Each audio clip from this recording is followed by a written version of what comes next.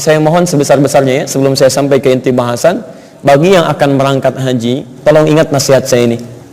Tolong jangan antum, maaf sebesar saya kalau kalimat ini kurang menyenangkan, sia-siakan ya, kepercayaan Allah ini tanpa memaksimalkan nilai ibadahnya, karena tidak setiap waktu antum bisa berhaji. Ya, tidak mungkin dan belum tentu tahun depan bisa mendapatinya lagi. Jadi kalau punya kesempatan sekarang sebelum berangkat maksimalkan, dan tolong yang punya usaha di KBIH, punya travel, demi Allah saya katakan tolong jangan zalimi ya saudara-saudara kita yang akan berhaji. Ya cuman sekedar orientasi dunia saja, untuk apa? Kasihan ada yang jual sawah, jual kebun, jual macam-macam, sampai sana jadi keliru. Ya, saya suka bersedih, saya kan tugas pernah itu 2010 di sana. Untuk tawaf saja banyak orang ketakutan tidak sah tawafnya, tapi membebani diri sendiri. Ya, tawaf itu kan doanya yang sunnah cuma 2. Yang pertama dari Hajar Aswad ke Makam Ibrahim, yang kedua dari Rukun Yamani ke Hajar Aswad. Itu pun doanya sudah kita hafal, jangankan yang mau haji, yang belum haji aja sudah di dalam kepalanya. Bukan di luar kepala, di dalam kepala. Ya, dari Hajar Aswad ke Makam Ibrahim, subhanallah, alhamdulillah, wa la ilaha illallah, Allahu akbar. Dari Rukun Yamani ke Hajar Aswad, hafal kita, bahkan punya istilah sendiri yang orang Arab aja nggak tahu itu. Lihat, Rabbana atina fid dunya hasanah wa fil akhirati hasanah wa qina, apa istilahnya? Tuh, sapu jagat, orang Arab aja nggak tahu. Cuma antum yang tahu, doa sapu jagat, doa jagat nggak ada sapunya, doa sapu nggak ada jagatnya, antum aja. Orang Arab nggak tahu.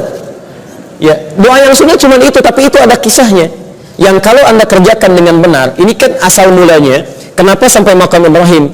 Karena ada kisah, ini di esensinya, ada kisah perjalanan spiritual Nabi Ibrahim yang mempraktikkan kalimat subhanallah, alhamdulillah, wa la ilaha illallah, Allahu akbar. Kisahnya nanti ada di Quran surah ke-6 Al-An'am ayat 76 sampai ayat 80.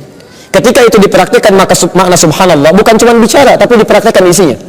Dan tidak mudah itu, sampai dijauhi orang tuanya, sampai diusir dari kampungnya, ada yang dibakar dan sebagainya. Tapi dipraktikkan subhanallah, alhamdulillah dipraktikkan, la ilaha illallah dipraktikkan, Allahu akbar dipraktikkan. Apa yang terjadi? Ketika anda bisa mengerjakan ini, maka Nabi Ibrahim diberikan karunia oleh Allah yang kata manusia mustahil mendapatinya.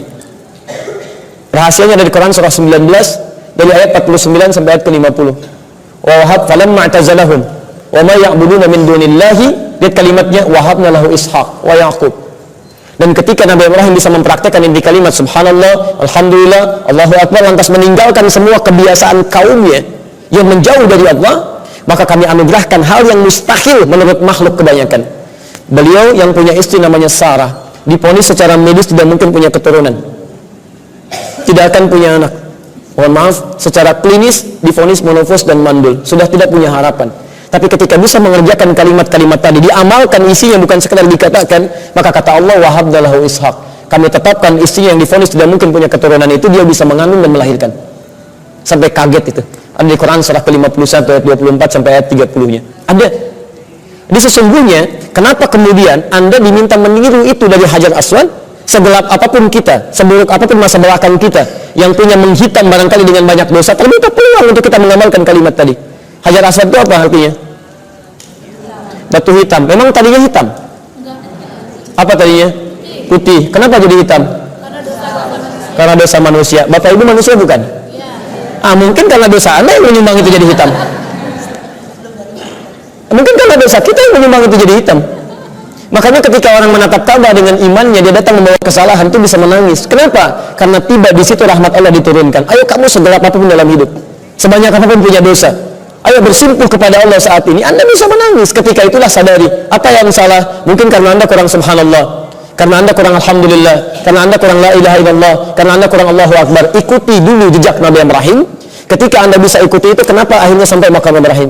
Ketika Anda bisa kerjakan itu, maka Allah buka peluang. Mau minta apa sekarang? Jangankan yang biasa, yang mustahil pun seperti Nabi Ibrahim mengalaminya, saya akan kabulkan. Makanya Anda boleh meminta di saat itu dari Makam Ibrahim sampai dengan Rukun Yamani, minta sebanyak-banyaknya. Boleh pakai bahasa Indonesia, nggak harus pakai bahasa Arab. Ini saya suka kasihan kadang-kadang karena takut tawafnya itu tidak sah, akhirnya buka buku, muter lagi. Pertama ini, kedua ini. Salah sih tidak. Cuman apa yang diminta bukan sesuai dengan apa yang diperlukan. Jangankan diperlukan, paham aja enggak. Di apa yang dibacakan tidak dipahami. Bagaimana permintaan itu bisa dikabulkan dengan baik, sedangkan Anda pun tidak paham apa yang dibaca. Akhirnya apa yang terjadi? Sudah dibaca-baca, lupa berapa putaran. Itu sering terjadi. Jadi saya mohon sebesar-besarnya coba belajar dengan baik. Akhirnya kenapa kemudian di Rukun Yamani sampai dengan Hajar Aswad dikembalikan kepada Rabbana atina fid dunya hasanah? Karena sifat manusia itu cenderung banyak punya keinginan. Jadi kalau disuruh minta. Sedangkan apa yang diminta itu belum tentu dibutuhkan. Silahkan cek. Bapak kalau punya sepeda, mau minta apa? Motor. Sudah punya motor, minta apa? Sudah mobil? Masya Allah, kapal, pesawat, luar biasa. Baik, punya garasinya. Mau disimpan di mana tuh? Itu manusia. Ya, punya sepeda aja, sering dipakai untuk olahraga, pada subuh. Ke masjid belum pernah dipakai. Di Anda saja yang punya sepeda belum bisa mengantarkan Anda untuk beribadah kepada Allah, sudah mau minta motor. Terus motor punya belum bisa dipakai ke masjid juga, sudah mau minta mobil. Anda butuh kendaraan apa lagi supaya bisa mengantarkan Anda dekat dengan Allah? Makanya kemudian diseleksi itu semua supaya berkah dunia kita, bahagia akhirat kita. Maka semua permintaan Anda di screening lagi, harus masuk dalam kategori Rabbana atina fid dunya hasanah wa fil akhirati hasanah. Baik untuk dunia Anda, manfaat untuk akhirat Anda. Ini yang dimaksudkan dua hal tadi. Makanya ini baru untuk urusan tawaf saja, belum yang lainnya.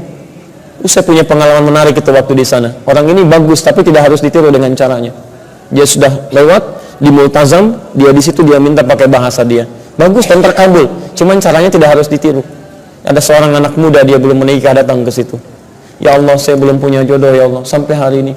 Saya datang ke Ka'bah meminta khusus ke sini ya Allah. Mohon kabulkan ya Allah, kirimkan jodoh yang saleh. Masya Allah. Ketika memohon tiba-tiba ada seorang perempuan di sampingnya. Ya, tinggi, putih, hidungnya mancung. Langsung dikasih contoh. Kayak gini ya Allah. Kayak gini. Oh, itu luar biasa. Ungkapan. Kurang apa lagi? Ya. Tapi dia benar. Dia minta apa yang dia butuhkan. Dia minta apa yang dia butuhkan. Dan itu betul Pak. Setelah itu dia pulang, dia menikah. Saya dikasih kabar, dia menikah. Walaupun bukan dengan yang tadi. Tapi tetap dia terkabul. Ya, banyak cara untuk kita bisa hadirkan. Nah, itu bisa bayangkan. Kalau tadi baru sekedar keliru, tapi tidak menghilangkan rukun. Dia masih sah. Ini sekarang ada yang berangkat, sudah sampai sana, hilang pahalanya. Allah tawarkan surga, tapi dia bakar dengan sifat-sifat yang tidak baik. Ria, itu kan hilang. Sekarang Pak, orang tawaf saja. Subhanallah, alhamdulillah, Allah. Kan habis gitu. Sayang, kenapa nggak diingatkan? Kan? Nah, jadi ini yang penting, kadang-kadang penting untuk disampaikan sebelum berangkat supaya nggak sia-sia. Sekarang persoalannya, mohon izin, ini sudah apa hubungan dengan bahasan kita? Ustaz, enak ya bisa haji dapat surga. Itu bagaimana dengan kami yang belum punya kesempatan? Adakah kita punya harapan untuk bisa mendapatkan surga yang sama yang dijanjikan kepada orang yang haji? Maka Masya Allah, keadilan Allah menjadikan surga terbuka bagi siapapun yang mau berusaha keras mewujudkannya. Maka disampaikanlah informasi kepada Nabi, dan informasi itu begitu hebatnya, karena orang yang berhaji dengan yang tidak berhaji bisa mendapat anugerah yang sama dari Allah Subhanahu wa Ta'ala, tapi dengan cara yang berbeda. Ini yang paling menarik.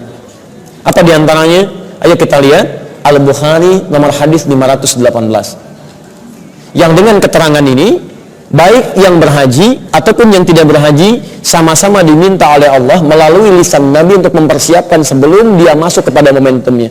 Yang belum haji fokus diberikan oleh Allah melalui lisan Nabi persiapan. Yang akan haji diminta langsung oleh Al-Quran mempelajari persiapannya yang disebut dengan manasik sebelum dia berangkat ke kota Makkah dan kota Nabi. Yang tidak haji, saking pentingnya keterangan ini diminta sebelum masuk ke momentumnya supaya persiapan dulu, seperti persiapan orang yang akan berangkat haji. Di orang haji manasik, orang ini pun dia ibadah, dia belajar. Paham di sini?